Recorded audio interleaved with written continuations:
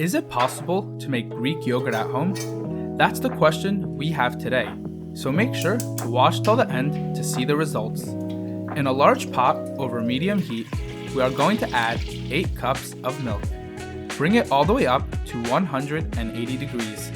Continuously stir the pot, making sure to scrape the bottom so that it does not burn.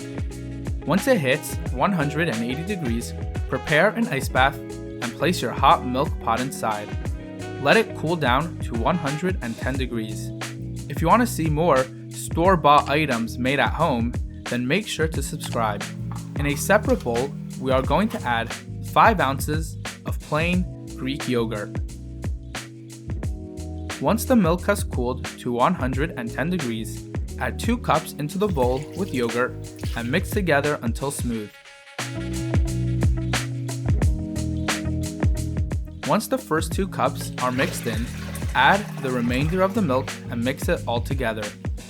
Make sure to leave a like on this video if you are a fan of yogurt. Then place the cover on top.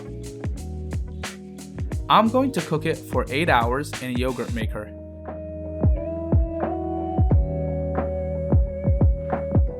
If you don't have a yogurt maker, then you could always cook it in the oven. Check the description for instructions how to make it in the oven. Once it's done cooking, to make our Greek yogurt, we are going to strain the whey out using a cheesecloth. The longer you strain your yogurt, the thicker it will be. If you enjoyed this video, then make sure to watch this video on how to make condensed milk at home. Enjoy!